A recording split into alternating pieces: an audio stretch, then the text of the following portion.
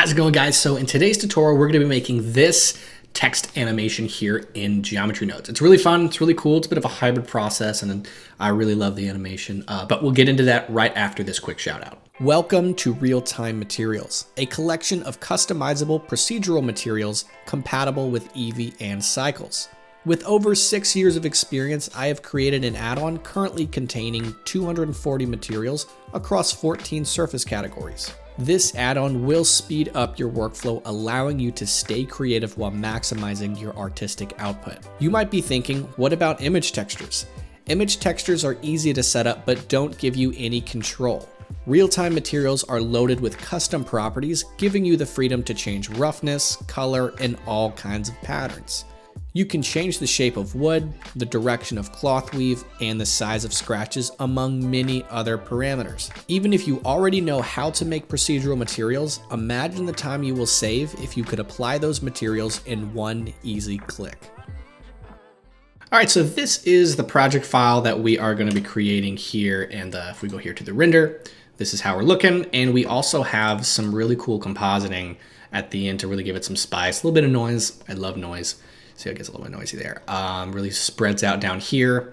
And if you want to grab this exact project file, you can get it on Patreon. If you're already on Patreon, it's available now. You can hit the description if you want to join. But let's go ahead and just get a new file here and show you how to make this. All right, so we are in a blank document. We are using Blender 3.2.1. So regular geometry node stuff. So first off, let's go ahead and start our text. We need two pieces of text. So first, Shift A, get some text. Now we'll go over here and we'll go ahead and make both of those here in the center. We do want to center everything out. And then we're going to be using this font right here. I'm going to link it in the description. You can use whatever font you want. This one just, in my opinion, looked the best. I loved it. And so I'm going to go ahead and hit Tab and then in all caps, but you write whatever word you want. It is not, I mean, it's totally flexible. You can write whatever word you want. I'm falling over my words today. So here in the font, go ahead and pick the font you want. I'm going to go ahead and find, so this one's called Techno Over. So I'm going to go ahead and just double click that. But if you go ahead and click this button here, it just brings up all the fonts on your computer. And if that doesn't work, just go ahead online, type in whatever font you want, pick a free one, and you'll be able to go to desktop or whatever you save it and select it. So I'm just going to go ahead and stick with this font. Now, I'm going to hit G and move it over. We need one more piece of text. So I'm just going ahead and hit Shift D and get another one. Now, where these are placed doesn't really matter as long as they're out of the way of the geometry node setup that we'll do later. So go ahead and select this one. And I don't know if I showed you that. Shift D duplicates it. Now go back over here to the settings and on fill mode, do none. And then right over here, geometry, hold down Shift to give you just kind of a smooth motion here and just give it a little bit of thickness. So that depth is going to make it like a neon sign. So that's what we want. And make it as thick as you want. This is really up to your preference and your design. Now we have these two pieces. Now, before we get into that, I am aware that you can do text in geometry nodes. I found it quicker to just make the text here and then put it into geometry nodes rather than using the strings, I believe they're called. Sometimes it's impractical to just build everything 100% geometry nodes, even though I understand that's more flexible. So that's my reasoning there. But if you love geometry nodes, you can do it all in geometry nodes if you want.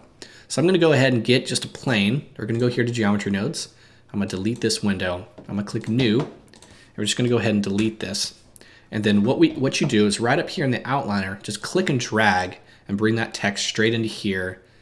And now you have that. So now we have text 001 here, and then bring the other text into the geometry node section. So before we use those, let's go ahead and get a mesh line. So we'll get a mesh line and we'll plug that straight into the geometry. And that's going to be essentially our array modifier if you've used the array before. It allows you to have a bunch because there are basically points. So you have 10 points here.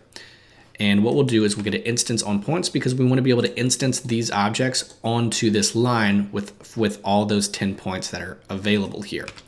So we'll type in Shift A search instance on points, and then now it disappears. So what you'll do is take the geometry of this object info node, which again brings that text into here, and plug it into instance. And now you have that text And now you have that text instanced on this line. Now, they're way too far apart, so what you'll do is you go to this mesh line tool, and on the Z, just bring it down. And I'll hit the period key to go down here. Now you can just bring it down and make them as close as you want. This is totally up to your design and your preference. Now what we want to do is we'll go ahead and take this instance on points node, and we'll shift D, we'll just duplicate it. We do need to get a join geometry node. Plug the instance here, and then plug the geometry node into the instance. And then of course, use the mesh line as your points. And now it fills it out. So now you have this wireframe here and the fill here. And of course, they're both editable. You can change the text at any point. You can see how that is reactive. So it's really cool, and you still have that flexibility over here, unless you, of course, apply geometry. Now on that count, we do want this boy to be real tall. So let's make him tall. Boom. Really cool, really tall. So we need to displace the mesh line so that these actually, move around. Right now it's just boring and straight. So what I'm gonna do is I'm gonna hold down Shift, right click, and join one string so we can apply one node and it affects everything over here. So what we're gonna do is get a set position node, and this is the node you want to use if you want to displace geometry in geometry nodes. Now let's go get a combine XYZ. So combine, that's RGB. We need to get a combine XYZ, plug the vector into the offset, and then let's go ahead and get a color ramp. You guys know I love a color ramp, and plug that into the X. That's going to be the axis that we're going to displace the mesh line. And then let's get a good old noise texture. Let's go and make this 4D so that we can actually animate this thing, and plug the factor into the color ramp. Now we have this. So if you play with your W, it's going to animate it. Now aesthetically, looking at the viewport, I always like to make it look a little bit better. So if you go up here, click on cavity, click on outline, and click on shadow. And then you can also move your shadow. And that's just going to make this a little bit easier to look at. So now you can kind of see it better, get a better idea what's going on. I'm going to go ahead and bring my scale to 1. Actually, maybe bring my scale to 2. That's better. And then what you can do to exaggerate the displacement, which is pretty cool now, but what you can do is bring those color ramps in, and that's going to exaggerate that. And if you play with the W, this is the animation. And it's just so weird, and I'm just a big fan of weird.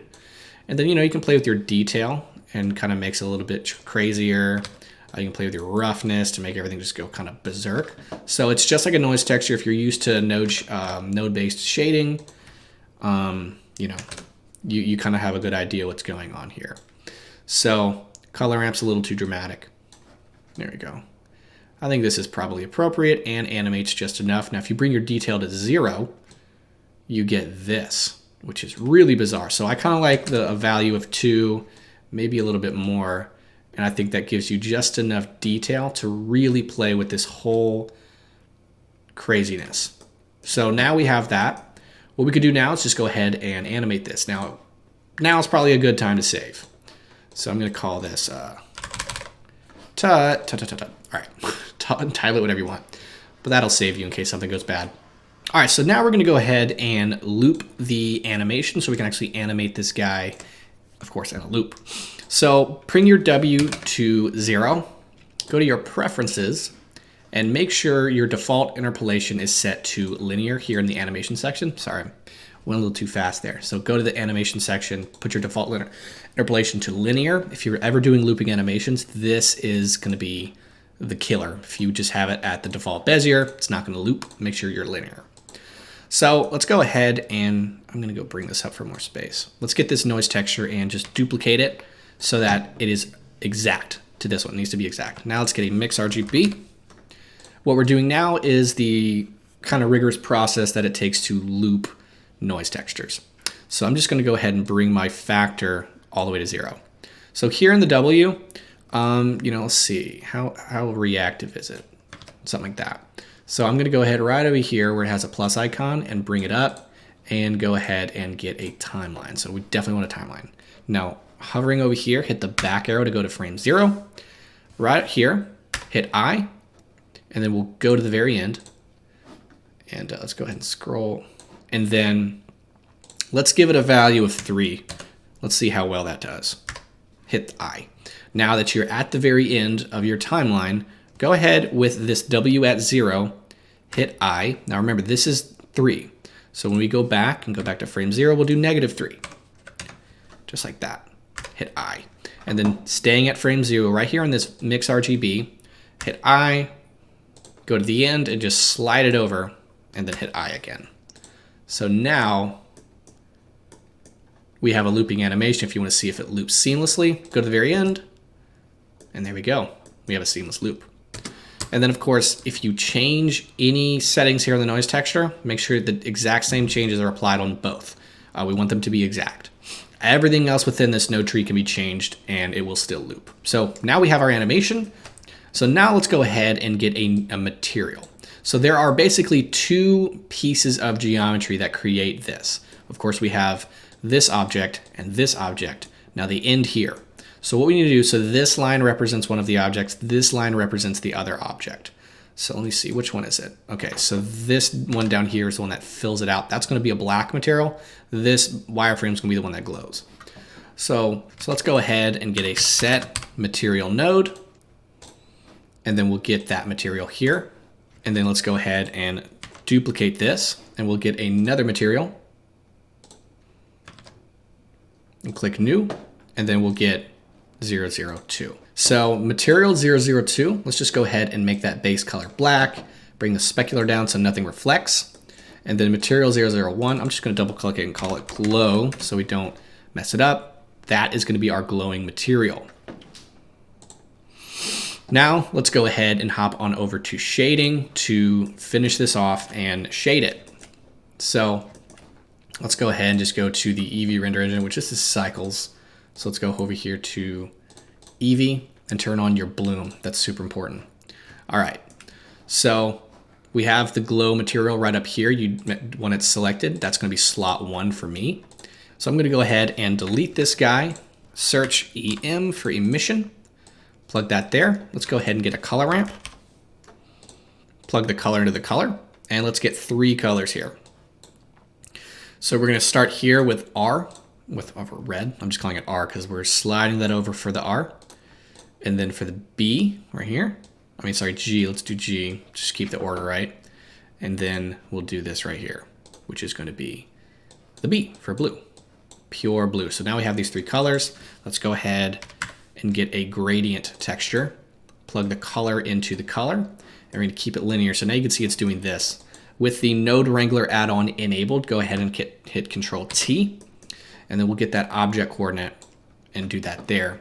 So now it looks like this. What I'm gonna do is I'm gonna go ahead, Shift A and get an empty right here, plane axis, and I'm gonna hit G and move it here. That plane is going to direct the gradient material because it's hard to really see it if you're using the mapping node. So go here to the object and click that empty, and then right here you can go to the empty and just rotate it just like that, 90 degrees, and then you can of course hit G and move it up. So there you go. And of course, if you want to kind of stretch out that material, you can stretch it out here on the scale like this. So there we go. That looks pretty good. And then of course, let's get that brightness going a little bit. All right, so now we have a glowing text animation. Click on the world icon and bring it to black. Shift A, get a camera, and then just kind of aim your viewport wherever you kind of want that camera to be, and then can hit Control Alt 0. That'll snap that camera to view. You can see that outline. Let's go here in the camera settings, right over here. So click on the camera in the outline, click on this. We're gonna go to orthographic. That's really gonna give you this really cool look, and then zoom in with your orthographic scale so you can really have this interesting look. Now, if you don't wanna see this down here, really breaks the illusion for you, which I really don't wanna see it, you can go to your viewport display and bring, however you pronounce that word, bring it over. And then you can go ahead and hit G, move that camera down. And we now have, if I hit the space bar and press play, this really cool looking material. Effect. So one last thing before we leave. We animated the color to look really cool. What we did was in the materials, hit hue, we've got a hue saturation node. And then if you play with your hue, you'll notice kind of does this really cool thing, and that's because you're going from 0 to 1. And you'll notice 0 looks exactly like 1, which says if you animate it, it will loop. So I'm going to go ahead and bring up a timeline, and then we're going to go here and get, goodness, there we go, get a timeline. So let's go ahead and animate that. Go back to frame 0. Now, when I originally did this, animating it from 0 to 1 was too slow, so I animated it from 0 to 3. So if you use one of those 1, 2, 3, 4, 5, like, you know, don't do like 5.1, that won't loop. So using one of those main numbers, I forget what you call that in math. But let's go ahead and hover over here, hit I, and then go to the very end and just type 3. And if you notice the color doesn't move, you know that's going to loop. Hit I again. And now if we press play, look how cool that is. Now, it's not glowing enough, so what do we want to do is go here to our Eevee settings, and the thing is, I don't want to make it brighter because then we lose color. So notice that. Now, this is pretty good. It's not quite as volatile, so you can probably just leave it. But if you don't want to make it brighter, you can actually go to the bloom settings and bring up your intensity. And so it says 0.1, you can do like 0.5 and really go crazy with it. Doesn't really matter. So say like 0.3, and then you can bring in that radius. But that is all up to your creativity and your design. So just to show you some control there. But there we have it. Now, one more thing before we go. I do kind of want to increase the strength of the displacement because it's just not quite enough for me. I want it to be more. So let's bring in that color ramp. There we go. Now it's nuts. And then we can maybe bring the detail on both nodes down to 1. There we go. That's a much more interesting animation. Then maybe bring that back. There we go. Look how cool that is. Now, last thing we need to do is some compositing. So I'm going to go ahead and render this image. We're here. Let's go here to compositing, click use nodes, Shift A, search, get a viewer. Bring this down here, and then I'm going to bring this over, hit Control right click, so that everything we put right here is going to go into the composite and the viewer, so that these composites will show up in your animation. So let's go ahead and get a lens distortion node, and then bring up that dispersion pretty hefty, really however you want, because we're just going for style. It's insane, it looks cool. And then I'm going to click jitter, and that's going to give us some noise in the animation as well, which I'm just a big fan of noise. And that's it. It's pretty much it. And one more bit of color. If you want to add some more color here, go to your world, bring it up just a little bit, and then pick a color, something like that. Now you have a little bit extra color. When you hit the render button, you are going to have a pretty sick animation. Let me show you how to render it. How to show you how to export it, and we will be done. So let's go here, go to the little printer icon, pick your resolution right here, 24 frames a second if you like that. Right here, pick where you want to save it. Then go to FFmpeg video. We're using Eevee, so I'm not worried about a PNG sequence here. It shouldn't crash. And then right here on encoding, go to MP4. And then on the output quality, perceptually lossless, render animation, and then just let it cycle through all your frames. With that being said, there you go. I hope you guys enjoyed this. I'm honestly really proud of this design, and I had a lot of fun making it. But with that being said, I will see you in the next tutorial.